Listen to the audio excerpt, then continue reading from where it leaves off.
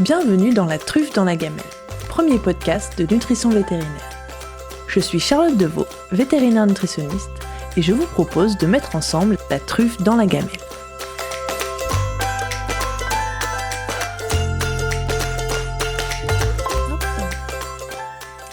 Dans ce deuxième épisode, en partenariat avec le laboratoire Osalia, notre invitée est Géraldine Blanchard, vétérinaire spécialiste en nutrition. C'est elle qui a créé le complément alimentaire Viti5 qui permet d'équilibrer les rations ménagères. Je l'ai invitée aujourd'hui pour qu'elle nous raconte tout sur le Viti5. Donc bonjour Géraldine. Bonjour Charlotte. Ma première question, c'est de savoir quand est-ce que tu as créé le Viti5 ? Parce que moi, quand je suis arrivée en tant que vétérinaire, ça existait déjà, mais du coup, depuis quand ? Alors, l'idée de créer est venue quand je suis historiquement, j'enseignais à Maison-Alfort, ensuite je suis partie, j'ai quitté l'école vétérinaire, je suis partie en Australie avec cette idée de proposer un service de ration sur mesure, ménagère ou non, mais par Internet, et c'était en 2007. Et quand je suis rentrée en France, j'ai fait le tour un peu des laboratoires qui faisaient déjà à ce moment-là des compléments minéraux et vitaminés pour équilibrer des rations ménagères. Et ces formules m'allaient pas trop, et les connaissances avaient beaucoup évolué, mais c'était pas tellement dans l'air du temps, donc ça intéressait peu de monde d'actualiser tout ça. Et après avoir fait le tour de ces laboratoires, j'ai reçu une fin de non-recevoir et je me suis dit ok, j'ai pas le complément qui me convient en tant que spécialiste en nutrition pour équilibrer les rations ménagères des chiens et des chats dans toutes les situations, qu'ils soient en bonne santé ou malades. Et du coup, je me suis dit c'est mon métier aussi de nutritionniste de formuler. Et donc, c'est là que j'ai créé la gamme Viti5, qui était un tout petit peu différente de ce qu'elle est maintenant. Nutritionnellement, pas très différente. En revanche, le nom a changé un petit peu. Enfin, c'était pas mon métier, bien sûr, de faire des compléments. Donc, il a fallu découvrir tout un tas de choses. Ça a été une aventure.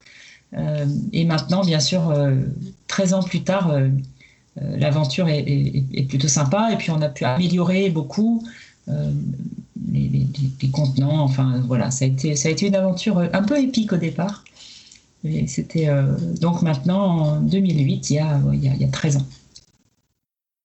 Donc toi, en 2007, tu fais le constat qu'en gros, il n'y a pas de produit sur le marché qui convient à tes besoins pour équilibrer les rations ménagères que tu prescris.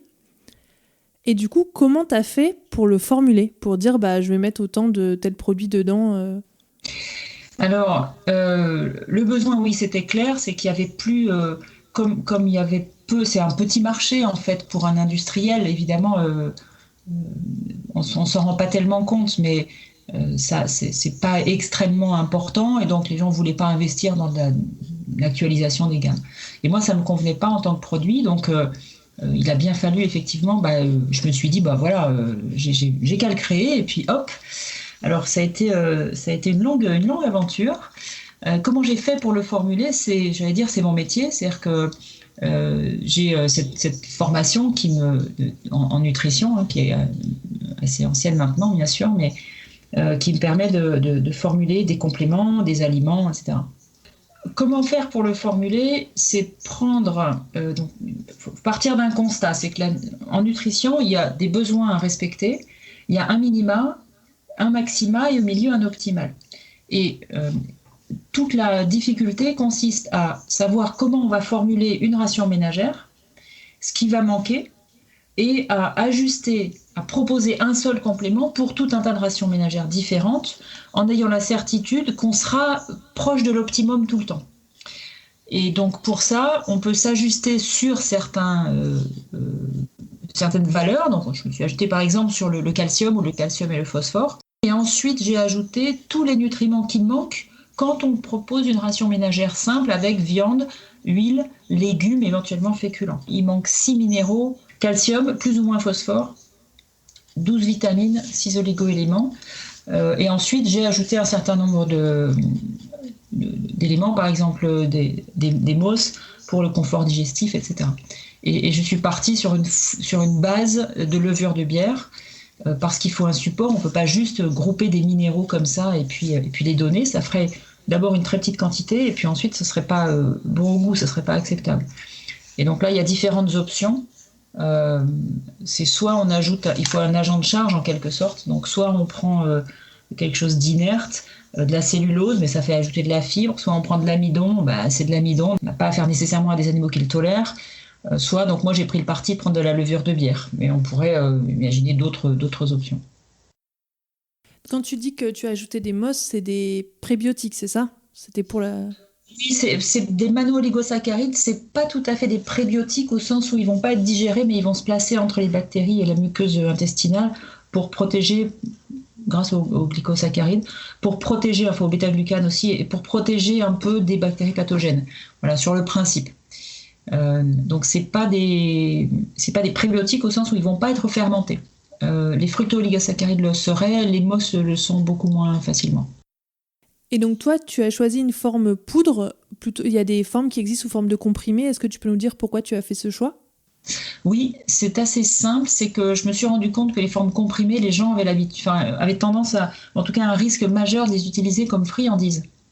Et ça peut être dangereux parce que autant les minéraux, les vitamines, les oligo-éléments, on doit les apporter dans une ration ménagère, ils sont réellement indispensables, autant ils peuvent être toxiques en excès. Soladosis venenum facit, donc seule la dose fait le poison.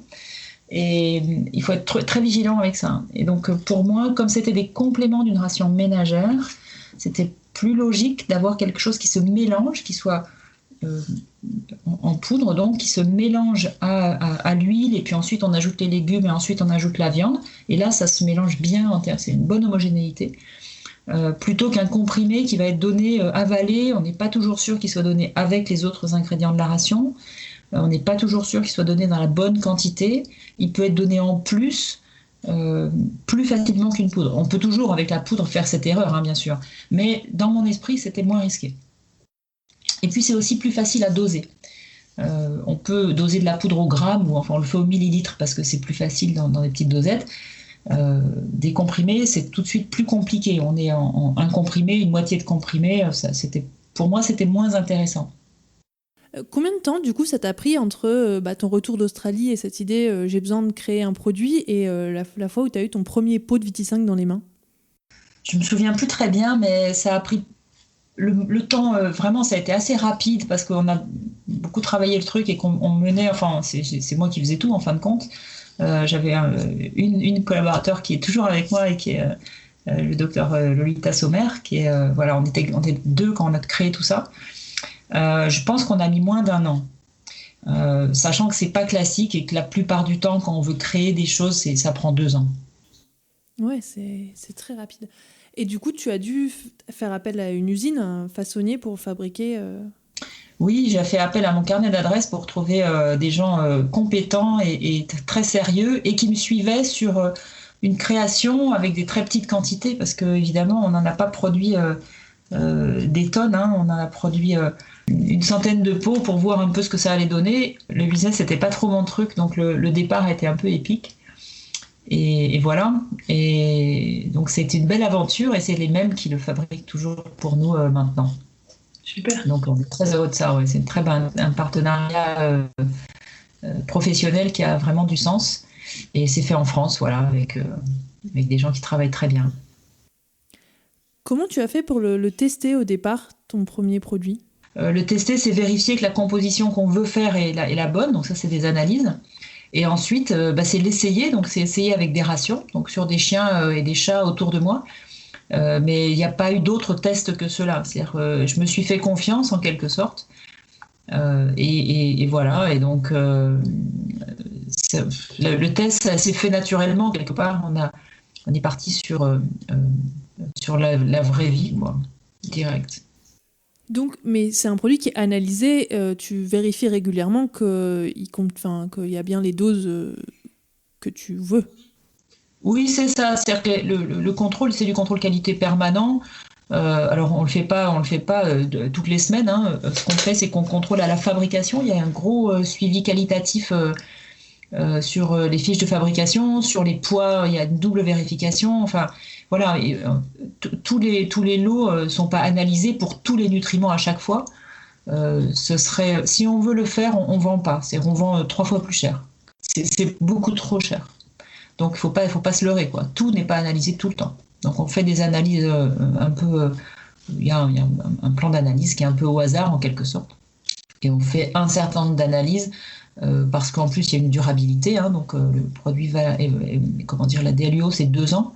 Donc ça, c'est des choses qu'on fait de manière régulière, ce qui nous permet de vérifier qu'on a bien les bonnes quantités, mais aussi qu'on les a toujours plus tard. Donc c'est une vraie validation, c'est une espèce de double contrôle qualité. Ah, donc tu testes même des produits qui ont 2 ans. Ouais, ouais, régulièrement. Bon, pareil, on n'analyse pas tous les lots 2 ans plus tard, évidemment, mais régulièrement, on fait des analyses de produits anciens, oui. On a une échantillothéque. Et puis on en garde dans des conditions à température ambiante. J'en ai dans mon bureau quelques pots pour vérifier, oui, bien sûr. Comment tu as fait pour travailler l'appétence de ton produit, enfin, particulièrement envers les chats, parce que c'est quand même eux les plus compliqués au niveau de l'appétence? Alors c'est un peu l'expérience. Bon, sur la formulation, c'était pour moi assez clair. Et ensuite, c'est un peu l'expérience qui nous a amené à savoir, c'est vraiment comment on va amener le produit en fait. La question s'est posée dès le départ, est-ce qu'on amène un arôme? Donc ça, c'était un des fabricants que j'avais trouvé, il m'avait proposé une formule, puis je trouvais bizarre, j'avais vu arôme pet food. En fait, c'était pas du tout celui qui nous le fait actuellement. Et j'ai dit, c'est quoi ce truc? J'avais pas du tout demandé ça, moi, dans ma formule. Ah oui, mais comme c'était pour le pet food, on a ajouté un arôme. Non, en fait, ça marche pas comme ça. Donc j'ai dû lutter beaucoup dans cette idée-là, et c'est pour ça que le fabricant que j'ai maintenant, on se comprend très très bien, on a l'habitude de travailler ensemble, et c'est vraiment un beau partenariat industriel. L'appétence, c'était lié pour moi à l'animal, mais aussi au mode de préparation et d'utilisation. Et puis, il y a toujours ce risque que ce soit refusé, il faut l'accepter, hein, ça fait partie de la vie et du jeu. Néanmoins, l'appétence d'un produit comme ça, elle est un peu naturelle. C'est-à-dire, la levure de bière, c'est quelque chose qui est naturellement apprécié par les chiens et les chats. La difficulté, elle peut tenir au fait que ça soit mal utilisé ou que le propriétaire lui-même se dise « Ouh là là, ça sent très fort ». Bien sûr, ça sent très fort. On peut comparer ça à un parfum. Hein, si on prend, si on sent toutes les odeurs qui constituent tous les parfums. Hein, si on a un orgue à parfum et qu'on sent ces odeurs sous le nez, c'est une horreur. Ça sent très très mauvais. Si on les dilue et qu'on en prend des toutes petites quantités mélangées, là, ça donne des arômes incroyables. Donc ça, c'est la première chose. Il ne faut jamais se fier à l'odeur qu'on perçoit sur un produit qui va être utilisé de manière très diluée, en très petite quantité dans la ration. La deuxième chose, c'est que les modalités de préparation comptent. Je m'explique, si on met du Viti5 ou une poudre odorante sur une ration ménagère sans trop bien la mélanger, ça fait un peu comme l'animal va le respirer, hein, et il va se prendre des petites particules comme ça dans le nez, ça ne va pas du tout lui plaire, ce n'est pas une expérience très agréable, donc ça va même pouvoir provoquer des aversions alimentaires. Donc l'idée, la bonne pratique, c'est de bien... Et puis on a aussi ce problème d'homogénéité. Donc la bonne pratique, c'est de préparer la ration ménagère pour la journée, donc pas d'ajouter la poudre repas par repas, pour la journée, de d'abord mélanger les petits ingrédients. Donc on va mélanger du Viti5, l'huile de colza, on va bien mélanger, du son de blé s'il y en a dans la ration, on mélange bien. Il faut une petite patouille bien homogène, on peut même rajouter un tout petit peu d'eau s'il y a besoin. À cela, on va ajouter les légumes coupés en petits, remélanger, ajouter la viande et remélanger. Et puis finalement, si c'est le jour de la consommation, on peut congeler ce mélange-là. Et s'il y a besoin d'ajouter un féculent, on va cuire le féculent pour le jour de la consommation et le mélanger également. Et ce mélange-là, on va le laisser reposer une demi-heure. Et ça permet de valider, d'avoir la certitude que cette poudre, elle n'est plus sous forme de poudre en fait. Et qu'on a un mélange assez homogène. Et là, c'est beaucoup mieux accepté. Donc si on respecte ces modalités-là, on a beaucoup moins de problèmes d'acceptabilité. La deuxième manière, si jamais ça pose problème, c'est d'ajouter Viti5 petit à petit, de commencer avec une petite dose et puis de l'augmenter progressivement pour arriver à la dose nécessaire sur la ration ménagère quotidienne au bout d'une semaine. Faut pas non plus, c'est pas la peine non plus d'attendre 6 mois. La troisième chose, c'est de bien se rendre compte que l'appétence, elle ne tient pas nécessairement, enfin, ou l'inappétence d'ailleurs, elle ne tient pas nécessairement au Viti5, mais elle peut tenir aussi à l'huile de colza. L'huile de colza, ça s'oxyde très facilement. Et on peut même parfois acheter de l'huile de colza et elle est déjà oxydée à l'achat, et le chien ou le chat va refuser de la consommer. Mais comme c'est des choses qu'on ajoute à la ration ménagère ensemble, le doute peut être plus grand d'un produit type Viti5, donc d'une poudre plutôt qu'une huile naturelle. Et malheureusement, ça, on a souvent cette problématique. On l'a souvent l'été ou avec des fortes chaleurs, parce que l'huile de colza s'oxyde d'autant plus qu'il fait chaud. Donc le conseil, c'est d'acheter de l'huile dans une bouteille opaque et de la garder au frigo pour qu'elle s'oxyde le moins possible, le moins vite possible. Donc on peut congeler le Viti5. On peut congeler le Viti5 et la ration ménagère pour peu qu'elle soit composée de Viti5 huile, légumes, viande et qu'on n'ait pas mis le féculent. Et ce mélange-là peut être congelé. Il sera parfaitement à l'identique s'il est décongelé au réfrigérateur. C'est là l'astuce. C'est qu'il faudra décongeler la ration au réfrigérateur. Donc en fait, on prépare une ration, on peut le faire pour une semaine. On prépare la ration pour la semaine. On congèle en portions quotidiennes pour une journée. On aplatit bien dans les petits sachets pour que ça se congèle plus vite. Ça fait une espèce de petite galette. Et puis, on va décongeler cette portion d'un jour pour le lendemain au réfrigérateur.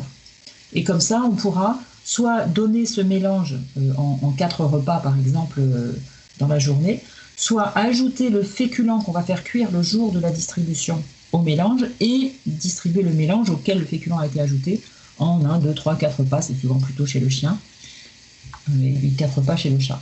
Donc oui, ça c'est une technique très sûre qui permet d'avoir des rations préparées facilement. C'est beaucoup plus pratique, évidemment. Et ça n'impacte pas les qualités du produit. Mais pas de micro-ondes. Pas de micro-ondes, pas de four, pas de poêle, pas de bain-marie. Il n'y a aucune raison. Donc quand on a sorti la portion, on la met au frigo, elle décongèle dans la nuit, le lendemain elle est décongelée. Si on veut absolument donner un repas pas trop froid, on va pouvoir ajouter une cuillerée à soupe ou deux, selon la quantité, d'eau tiède ou un peu chaude, mais pas à la bouilloire d'eau bouillante, quoi, évidemment. Et quand tu dis les féculents cuits le jour même, c'est pour éviter qu'il y ait de l'amidon résistant avec les féculents refroidis ? Oui, c'est-à-dire que lorsqu'on cuit un féculent, on gélatinise l'amidon, c'est ce qui le rend digestible. Et quand on va le congeler à la maison, on va l'amener à passer à une température basse, mais pas très basse, et lentement. On n'a pas les capacités de frigo, enfin de réfrigération, de congélation qu'ont des industriels qui font en fait pas de la congélation, mais de la surgélation. Donc qui passent à moins 30 degrés Celsius très rapidement un produit. Donc à la maison, c'est pas possible. Et donc si on congèle des féculents cuits et qu'on les décongèle, l'amidon gélatinisé va recristalliser dans une forme qui n'est plus digestible. Donc il devient effectivement indigeste et ça peut créer des diarrhées, des maux de ventre, c'est pas très bien toléré. Donc c'est la raison pour laquelle vous avez peut-être l'impression qu'on peut congeler, enfin qu'on peut acheter des plats préparés congelés et que ça se passe bien. Alors pourquoi pas le faire nous-mêmes ? Ça se passe bien parce que les industriels ont beaucoup travaillé la question et ils le font avec des process de refroidissement très très particuliers. Et donc c'est jamais une bonne idée de congeler des féculents cuits et de les décongeler à la maison. Pour le chien, pour le chat ou pour nous d'ailleurs. Mais l'amidon résistant, c'est pas un prébiotique comme dans la banane ? Alors pas vraiment. L'amidon résistant, c'est de l'amidon non digestible en fait. Donc c'est de l'amidon qui va être pas digéré, qui va arriver dans le gros intestin, qui va être fermenté. Et s'il y en a qu'un tout petit peu, ça va faire un dégagement d'acide gras volatile. Enfin, il va pas se passer grand-chose, ça va faire des selles éventuellement un petit peu molles. S'il y en a beaucoup, ça peut être vraiment très violent et douloureux et très très mal toléré. Donc l'image, c'est un peu des haricots en grains, pas très cuits, c'est le cassoulet. Pas assez cuit ou en trop grande quantité, mais ça n'a pas un rôle de prébiotique réellement. On peut le qualifier comme ça, mais c'est quand même douloureux, donc c'est pas la bonne.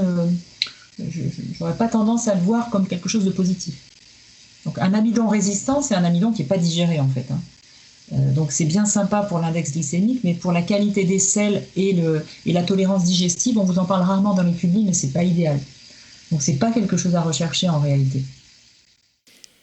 Quelles ont été les modifications que tu as apportées au Viti5 du coup en 13 ans ? Alors les premières modifications, c'était le contenant, parce qu'on avait trouvé des pots qui étaient bien sympas, mais qui fuyaient un peu. Donc c'était ça, la première amélioration, ça a été celle-là. Et la deuxième, c'est il y a 2-3 ans, on a changé un tout petit peu la gamme pour l'étendre un peu. On avait au départ des produits avec un ratio Ca sur P égale 3 et un avec calcium sans phosphore. Ça, on a toujours gardé cette idée, mais on s'est rendu compte que c'était peu lisible pour les gens, c'est un peu compliqué à comprendre.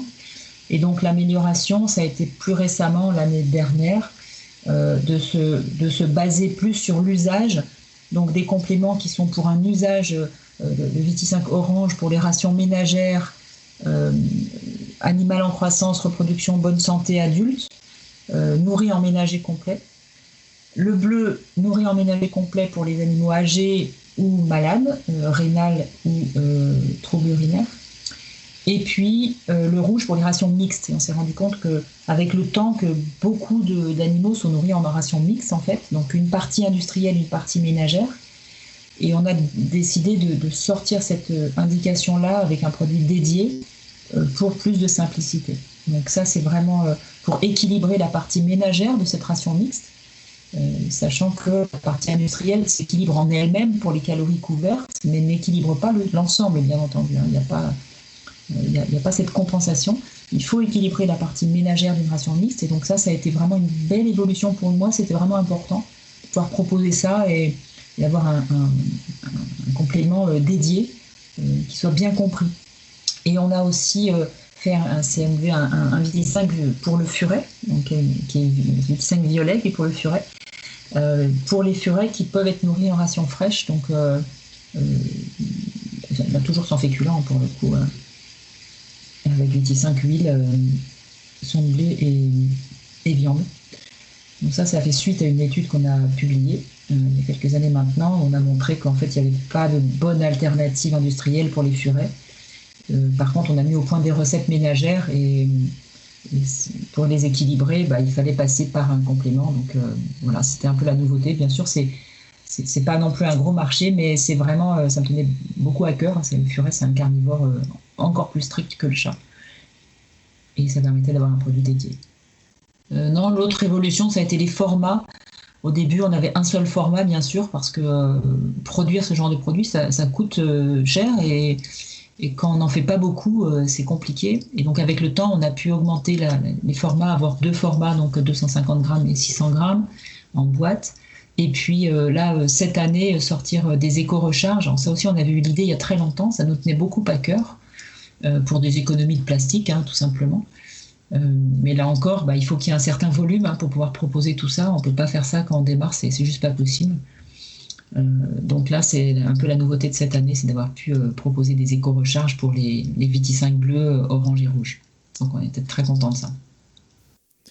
Il y a une différence du coup entre le bleu et le rouge ? Il y a une petite différence. La première, c'est d'être plus lisible sur la cible.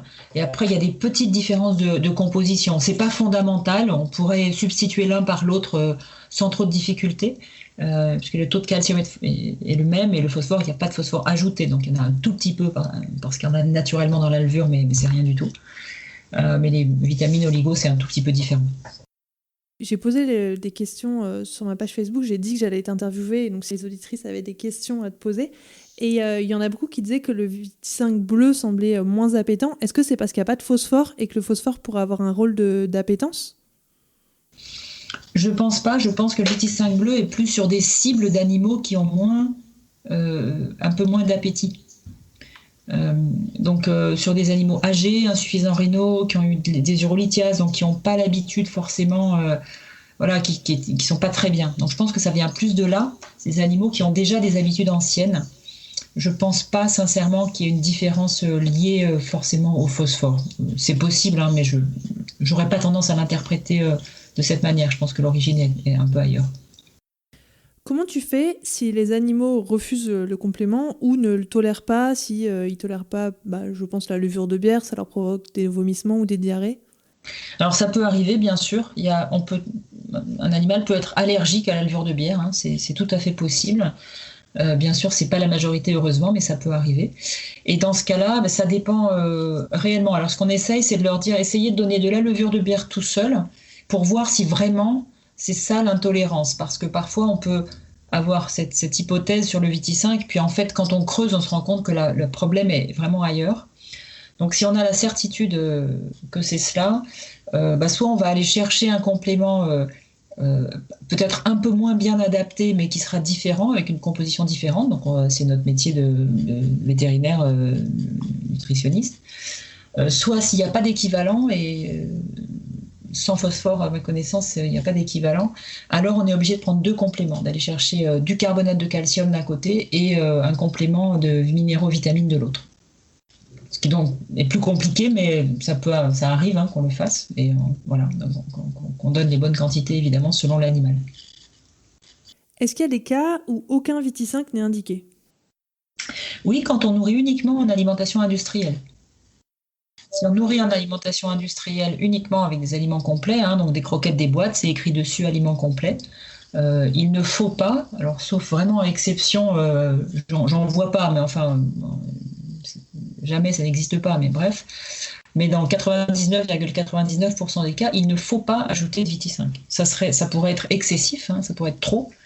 Donc c'est vraiment pas à faire. Donc sur une ration ménagère, par contre, non, là il n'y a pas d'exception. Sur une ration mixte non plus. Dès lors qu'on va en fait ajouter de la viande dans l'alimentation ou du poisson, quand je dis viande, c'est du muscle ou du cœur ou du filet de poisson. Dès qu'on va faire ça, on a un Viti5 qui va être susceptible d'être ajouté pour venir équilibrer ce que la ration n'apportera pas. Est-ce que c'est possible de faire une ration équilibrée si on ne met pas de compléments minéral et vitaminé ? Alors, c'est possible, c'est pas idéal dans tous les cas, mais c'est possible à la condition suivante, c'est qu'on accepte d'ajouter ce qu'un CMV apporte. Donc, si on garde les mêmes autres ingrédients, donc viande, huile, légumes, éventuellement féculents, il va falloir ajouter un peu d'eau. Les quantités sont compliquées à calculer, mais c'est un peu d'os broyé, un peu de foie, un peu de cervelle et un peu de rognon. Donc, il faut ajouter ces 4 ingrédients-là.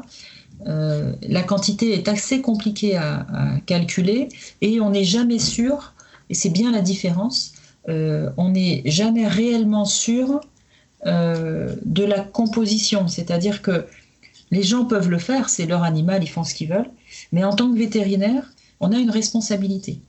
Et moi, quand je fais une recette, il y a mon nom dessus, elle engage ma responsabilité civile professionnelle, et je dois donc garantir que cette recette apporte tous les nutriments dont l'animal a besoin en quantité suffisante, nécessaire et non excessive. Et ça, je ne peux pas le garantir si j'utilise le mélange dont j'ai parlé précédemment. C'est pas possible.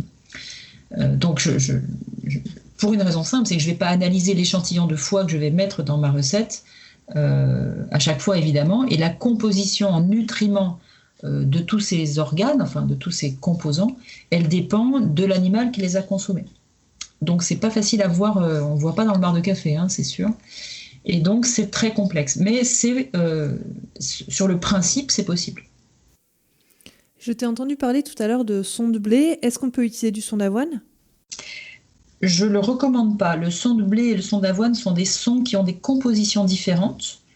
Le son de blé est très intéressant parce que son équilibre en fibres et les fibres qui le composent permettent de remplacer des légumes sur une ration où on ne peut pas amener de légumes si l'animal les refuse. Ça arrive assez régulièrement chez le chat, ou le temps de lui faire accepter des légumes.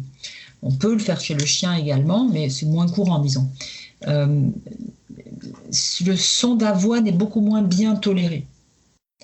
Beaucoup moins bien toléré. Donc, en termes digestifs, c'est pas une très bonne idée. Parce qu'il contient plus de fibres solubles ?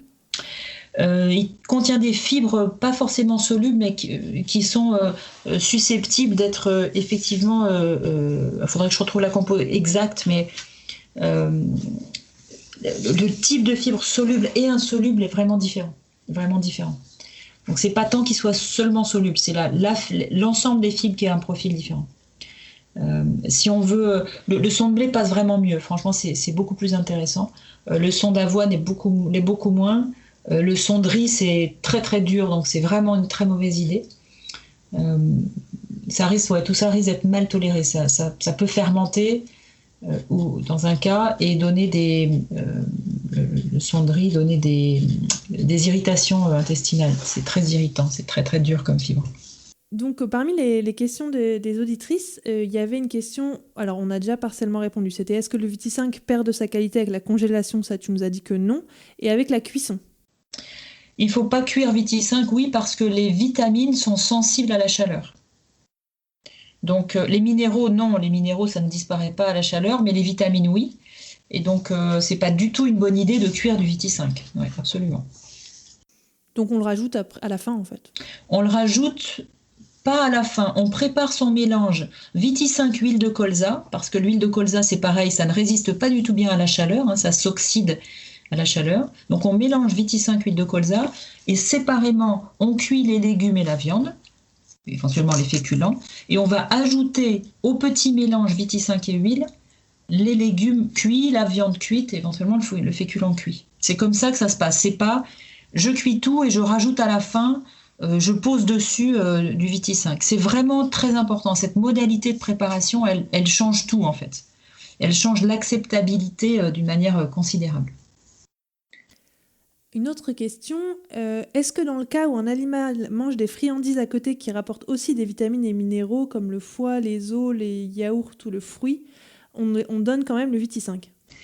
Alors, on va séparer ces options. Yaourt et fruits ne changent rien à la nécessité de donner du Viti5, dans la mesure où, si on voulait couvrir les besoins en calcium de l'animal avec un laitage, il faudrait en donner plus que ce qu'il peut manger en calories. Donc, ça ne marche jamais, en fait.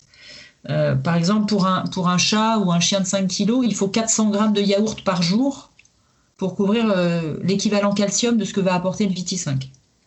Donc on comprend bien qu'il ne va pas le manger, c'est sûr. Donc quand on va lui donner un peu de laitage, c'est anecdotique la quantité qui va être ajoutée, donc il n'y a pas de problème. Les fruits, ça revient à amener un peu de légumes, donc ça ne va pas amener grand-chose. Et les vitamines amenées par les fruits sont très peu utiles pour un chien ou un chat. C'est très très loin d'être suffisant, c'est à peine intéressant. Donc ça ne rentre pas du tout là-dedans, donc il n'y a aucun problème. Pour ce qui est des os, alors la consommation d'os, autant donner un os type os à moelle à un chien pour enlever le tartre sur les dents, on peut discuter avec nos collègues dentistes, mais enfin globalement il n'y a pas de problème. Donner des os pour amener du calcium et du phosphore, ce qui est donné parfois dans les rations crues ou barf, bien sûr, est généralement une mauvaise idée parce que la quantité consommée n'est pas maîtrisée et est souvent trop grande. Donc ça fait des excès de calcium et de phosphore. Sans compter que s'il y a le cartilage avec, etc., l'os, c'est de l'eau, des minéraux et des protéines, du collagène, qui n'est pas digestible. Donc c'est un bon moyen pour provoquer des troubles digestifs. Alors comme il y a beaucoup de minéraux et des protéines pas cuites qui vont être putréfiées dans le tube digestif, qui créeraient des diarrhées, l'excès de minéraux fait que ça colmate tout ça, donc on ne voit pas les diarrhées, les selles restent dures. Il n'empêche que c'est une très mauvaise idée. La deuxième conséquence, c'est quand on donne trop de minéraux, donc calcium, phosphore, on diminue l'absorption des oligo-éléments. Donc on diminue l'absorption du cuivre, du zinc, etc. Donc jamais une très bonne idée de donner des os à un chien, en fait, quoi qu'on en lise et quoi qu'on en dise. Et donc si on donne des os, effectivement, ça devient compliqué d'ajuster la dose de Viti5, qui, elle, est faite pour couvrir le besoin en calcium, mais pas plus. Alors il y a une marge, évidemment, une tolérance, mais c'est rarement une bonne idée. Pour ce qui est des abats, donc type foie, etc., on peut donner un peu de foie une fois par mois ou une fois par semaine à un chien ou un chat en remplacement d'une partie de la viande. C'est que du foie, c'est vraiment pas une bonne idée de donner que ça, mais on peut en donner un peu de temps en temps. Ça change rien au Viti5 qu'on va donner en routine. En revanche, je ne conseille pas de donner du foie quotidiennement. C'est extrêmement riche en vitamine A et on peut avoir des excès par toxicité. Le Viti5 sera anecdotique par rapport à ces excès quasiment. Donc c'est pas une super idée. Et puis chez le chat, donner du foie tous les jours, c'est quand même à haut risque puisqu'ils aiment beaucoup ça. Les chats qui aiment le foie adorent le foie. En fait, ça les fait vraiment kiffer. Et on peut avoir des chats qui ne veulent plus rien manger d'autre. Et les excès de vitamine A vont faire des soudures des vertèbres. Donc vous allez avoir un chat qui a, au lieu d'avoir des vertèbres qui s'articulent, ont des vertèbres qui se soudent. Ça part des vertèbres cervicales et puis ça soude toute la colonne. Donc c'est pas anecdotique, ça existe et c'est mieux de l'éviter. T'en as déjà vu des hypervitaminoses A comme ça qui font des... Oui, j'en ai vu aussi chez le chien où on a des extrémités osseuses, des os longs qui font comme si on avait un ostéosarcome. Ça fait un os en chou-fleur en fait. Et quand on voit ça sur plusieurs articulations, c'est c'est pas un ostéosarcome, hein, et qu'on pose la question, effectivement, on a des chiens qui ont eu des excès de vitamine A et qui ont ce type de problème. C'est pas fréquent, hein, bien sûr, mais ça existe et c'est vraiment pas une bonne idée. Enfin, voilà, il n'y a pas de raison d'aller dans ce sens-là. L'information, elle doit passer que c'est toxique en excès. Il viendrait à l'idée de personne de manger du foie tous les jours. Hein. Parce qu'une fois qu'on a ces hyperostoses, là, ces grandes calcifications, on ne peut plus rien faire. Ah non, c'est terminé. Il reste avec son manche à balai à la place de ses vertèbres. Hein. On ne peut pas revenir en arrière, c'est pas possible. Donc chez le chat, ça fait vraiment cette soudure qui part des cervicales et puis qui descend la colonne et progressivement, souvent on les voit, c'est trop tard. Hein. On les voit, j'en ai pas vu souvent, hein, mais j'en ai déjà vu. C'est assez catastrophique, quoi. C'est pareil avec l'huile de foie de morue ? C'est pire. Alors l'huile de foie de morue, c'est l'huile de foie, mais de poisson. Et les poissons stockent la vitamine A et la vitamine D dans le foie. Tous les mammifères font pareil, mais en l'occurrence là, c'est vraiment une quantité, comment dire, sur le foie de morue, sur les foies de poisson, c'est considérable. Et donc on a des excès, des toxicités d'apport de vitamine A et de vitamine D. Donc on a ces problèmes d'os et en plus on a des conséquences d'excès de vitamine D avec des calcifications erratiques, avec des PUPD, avec éventuellement des troubles cutanés. Enfin ça va très très loin. Donc c'est encore plus catastrophique et ça l'est d'autant plus que c'est tellement riche l'huile de foie de morue qu'il en faut vraiment très peu pour atteindre la toxicité. J'en ai vu chez le chien, chez le chat, j'en ai vu chez le cheval aussi. Donc c'est vraiment quelque chose qu'il faut éviter. Quand on veut amener des huiles de poisson, pour amener des acides gras oméga 3 à chaîne longue, EPA, DHA, donc c'est très sympa, mais il ne faut vraiment pas le faire avec de l'huile de foie de morue. Il faut être vigilant sur les capsules qu'on peut acheter parce que les capsules d'huile de poisson c'est cher, les capsules avec du foie de morue c'est pas très cher. Donc on peut avoir l'impression que c'est bien et en fait non. Donc il faut être vraiment très vigilant, c'est vraiment une bonne chose. Ce qu'on fait, c'est chez l'homme, on peut faire ça en hiver, c'est parce qu'on a une alimentation un peu carencée. Et le mieux, c'est pour nous, là, c'est pas pour les chiens, mais c'est de se faire des petites tartines genre foie gras, mais avec du foie de morue, pas l'huile, avec le foie, sur du pain grillé. C'est très bon si on aime bien sûr, mais et une fois par mois en hiver, ça permet d'avoir un apport en vitamine A et D dans les situations classiques où on est carencé, nous l'humain. Mais sur une alimentation complète chien et chat, c'est pas une bonne idée. C'est des animaux qui sont beaucoup plus petits en taille. Donc 1 millilitre d'huile de foie de morue, c'est déjà considérable comme apport. C'est énorme. Alors il y a une autre question qui dit que le Viti5 c'est donc un CMV, donc un complément minéral et vitaminé de synthèse, à part la vitamine B, ce qui est écrit. Est-ce qu'il est tout aussi bon que les vitamines naturelles ? Alors, c'est un complément, c'est un apport de minéraux et de vitamines. Et les vitamines, quand on doit les ajouter dans un complément, il faut les mesurer, donc il faut les ajouter. D'abord, il y a des réglementations, hein, on ne peut pas faire n'importe quoi. Et quand c'est marqué additif nutritionnel, c'est des produits qui sont agréés, c'est-à-dire qu'il y a tout un dossier d'enregistrement, c'est assez compliqué, assez structuré. Et tout ça est fait pour des raisons de traçabilité pour le consommateur. Donc là, pour l'acheteur, évidemment, le consommateur, c'est le chien ou le chat. Donc, les vitamines qui sont mises ne sont pas des extraits de foie ou de je ne sais quoi. Elles sont fabriquées, entre guillemets, biosynthétisées en tout cas, et elles sont ajoutées en quantité comme indiqué, c'est-à-dire mesurée. Enfin, on nous pose souvent la question, hein, c'est naturel, c'est pas naturel.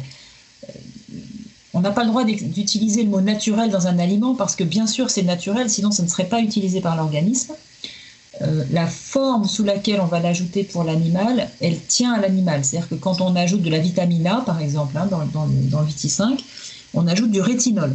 Et le rétinol, c'est la forme animale de la vitamine A. Si on veut prendre de la vitamine A dans les aliments, on va donner du foie, hein, comme je l'indiquais, l'huile de foie de morue, etc. Or, il faudrait extraire chaque vitamine de ces ingrédients. Et pour les risques que j'ai indiqués précédemment, c'est pas possible. Donc, elles sont biosynthétisées. Donc, c'est fait. La majorité des vitamines, hein, elles sont fabriquées comme ça. Donc, soit synthétisées, soit biosynthétisées. Donc, c'est des bactéries hein, qui vont les fabriquer. Et puis, on récupère les vitamines comme ça. Donc, j'ai souvent hein, cette remarque. Donc les aliments, quand on veut donner un aliment complet à un chat, ça s'appelle une souris en fait. Mais crue, bien sûr, parce que si on la cuit, ça marche plus. Donc pour reproduire l'alimentation native d'un animal de compagnie et le nourrir nous-mêmes avec des ingrédients plus faciles à trouver qu'une souris, enfin, il en faut 16 par jour pour un chat, donc ça commence à faire un gros élevage. Pour faire simple, pour faire une ration ménagère simple, par exemple, avec des aliments qu'on a sous la main, ajouter un complément, c'est très simple et c'est très sûr. Et cette question de la sécurité, évidemment, elle est importante. Donc, je sais que c'est un peu déceptif de dire ça, mais c'est la réalité. Et si on veut amener de la vitamine A, comme il y a dans les carottes pour le chat, eh bien, ça ne marche pas. La vitamine A végétale s'appelle du bêta-carotène et c'est pas du tout utilisé, c'est pas transformé en rétinol par le chien et le chat. Donc c'est pas très bien, enfin c'est pas utilisé comme substitution, donc ça sert à rien. Donc il faut amener du rétinol, on n'a pas le choix. C'est l'exemple de la vitamine A, mais ça vaut pour la vitamine D3 par exemple, enfin, de la même manière. Non seulement il faut un gros élevage de souris, mais en plus il faut aimer avoir des vésicules biliaires sur le tapis de son salon. Parce que c'est rare qu'il mange toute la souris quand même. Ah, il a raison, parce que la vésicule biliaire contient la bile et c'est franchement pas bon à manger. Donc en général, il la laisse. Mais bon, c'est une autre histoire. On peut élever des rats, sinon le rat n'a pas de vésicule biliaire, mais c'est plus compliqué, c'est plus gros, enfin bref. Quoi. Le rat n'a pas de vésicule biliaire ? Je viens d'apprendre un truc. Le rat n'a pas de vésicule biliaire, non. Le rat et le cheval n'ont pas de vésicule biliaire. Ils produisent de la bile quand même. Alors en plus, on est d'accord que même tes vitamines qui sont biosynthétisées, c'est la même forme chimique que tes vitamines naturelles. Oui, absolument. C'est pour ça qu'on ne fait pas n'importe quoi. C'est-à-dire que c'est pour ça qu'il faut être vigilant sur les approvisionnements et savoir ce qu'on met, bien sûr. Ouais. Donc par exemple, le carbonate de calcium, qu'on le prenne dans la craie ou dans un os, c'est la même forme chimique, donc mon chien il va l'absorber de la même manière. Alors, quand c'est dans la craie, oui. Quand c'est dans le Viti5, oui. Quand c'est dans un os, c'est pas la même. C'est de l'hydroxyapatite. Et c'est moins accessible. C'est pas du carbonate de calcium 5-sus stricto, parce qu'il y a d'autres cristaux qui se mélangent. Il y a du calcium, mais pas sous la même forme tout à fait. Il n'est pas tout seul dans l'os, en quelque sorte. Alors que la craie, effectivement, il est tout seul.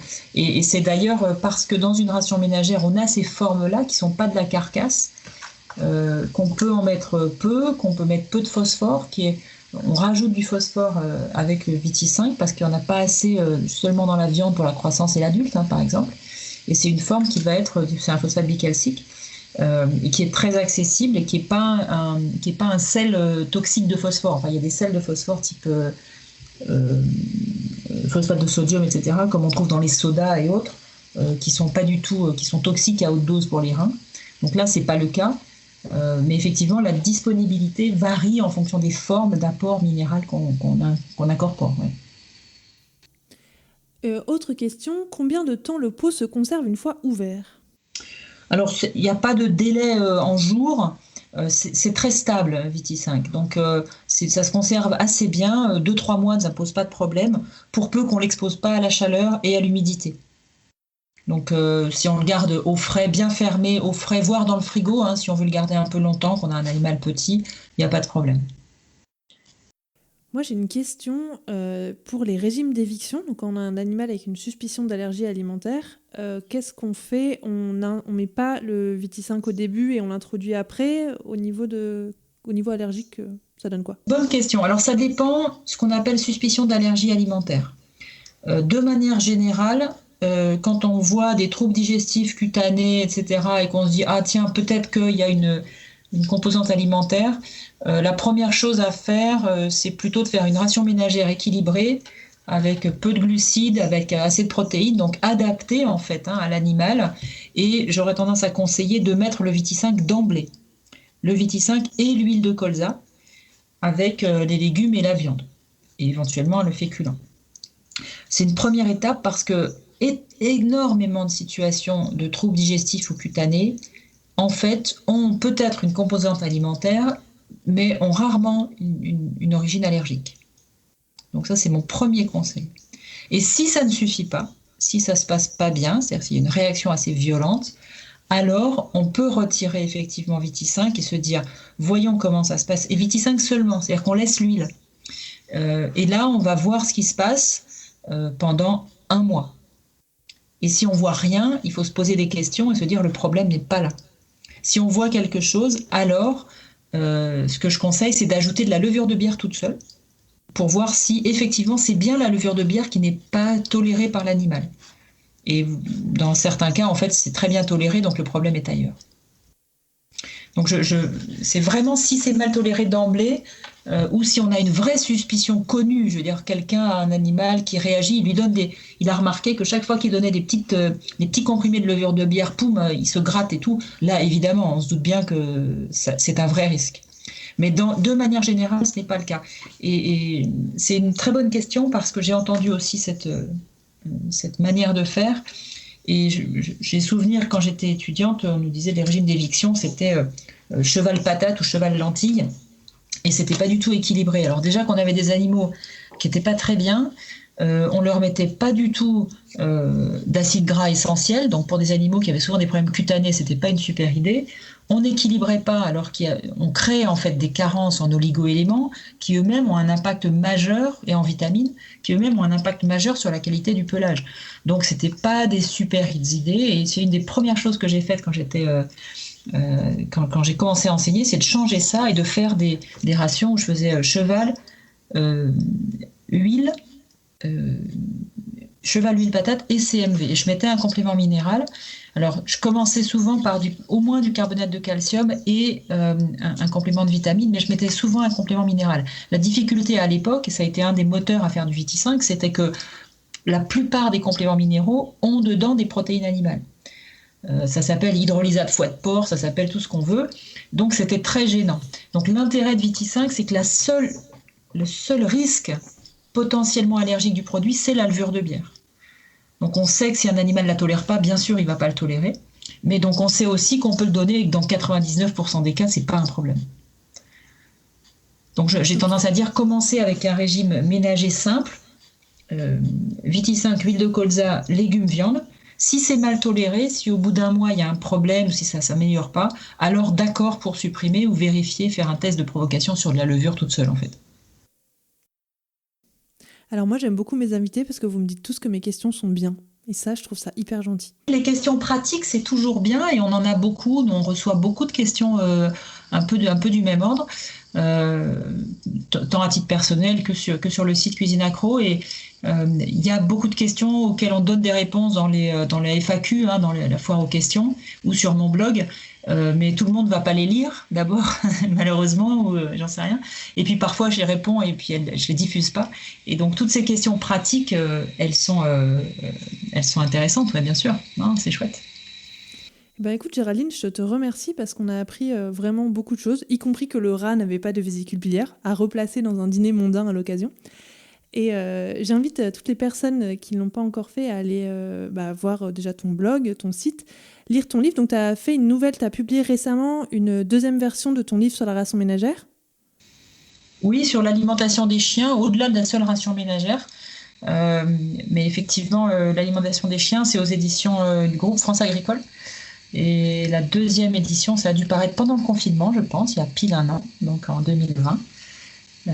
Oui, les coordonnées sont disponibles sur le blog, mais je peux te les renvoyer, bien sûr. Je les mettrai en lien de l'épisode.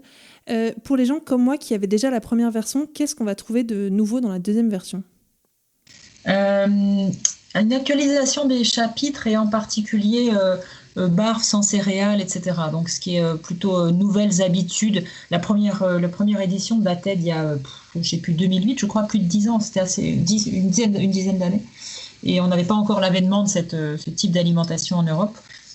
Donc c'est ça, c'est les ajouts les plus importants qui ont été faits, c'est à ce propos. Et puis bon, un petit relooking, disons, sur l'ensemble. Un petit coup de polish. Un petit coup de polish, exactement.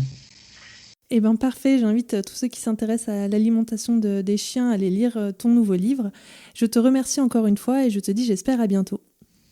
Merci beaucoup Charlotte. Aujourd'hui, avec Géraldine, nous avons appris que la ration ménagère classique, contenant de la viande, de l'huile, des légumes et des féculents, manquait de calcium, de phosphore, de 12 vitamines et 6 oligo-éléments, qu'il est alors nécessaire d'apporter par un complément minéral et vitaminé. Nous avons appris que les os, malgré qu'ils soient très à la mode, contiennent des protéines peu digestibles, susceptibles de provoquer une diarrhée, pouvant être masquées par les minéraux qu'ils contiennent, mais cependant préjudiciables à la santé intestinale. Les os apportent aussi une trop grande quantité de calcium, pouvant nuire à l'absorption des oligo-éléments, comme le cuivre et le zinc. L'excès de foie peut provoquer une hypervitaminose A, qui peut aboutir à de très graves problèmes osseux. De même, l'utilisation de l'huile de foie de morue, qui contient de très grandes quantités de vitamines A et D, est très dangereuse. Les compléments minéraux et vitaminés sont indispensables à l'équilibre des rations ménagères, mais ce ne sont pas des friandises et ils ne devraient jamais être utilisés si l'animal mange un aliment complet. Si ce podcast vous a plu, n'hésitez pas à le noter, le commenter, le partager et surtout vous abonner pour ne pas rater le prochain épisode. À bientôt!